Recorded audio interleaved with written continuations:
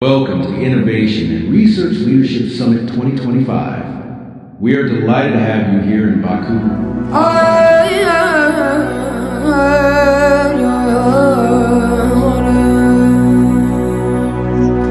Könlümün sevgili məhbub məniyəm.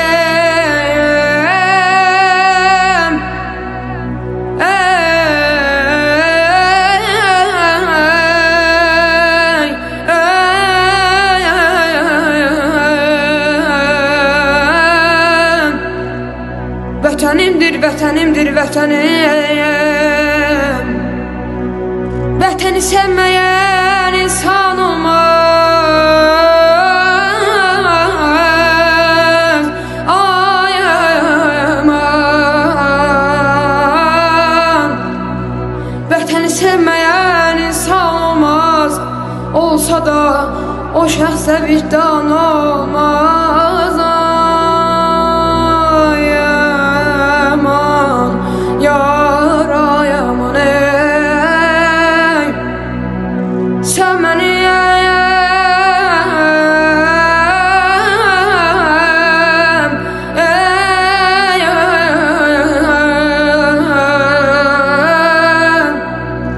Sən mənim köksümdə çarpan ürəksən, mən sənin köksündə kiçik bir zərrə.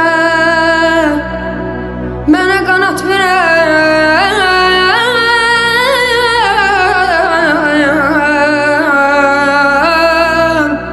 mənə qanat verən o diləksən.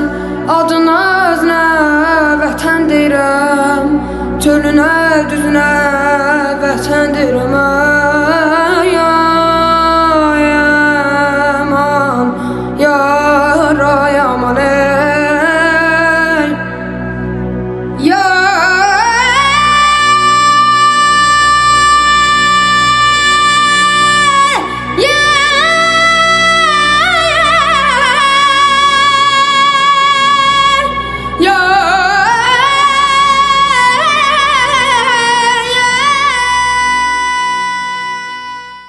Mən Azərbaycanın dövlət başçısı kimi deyirəm.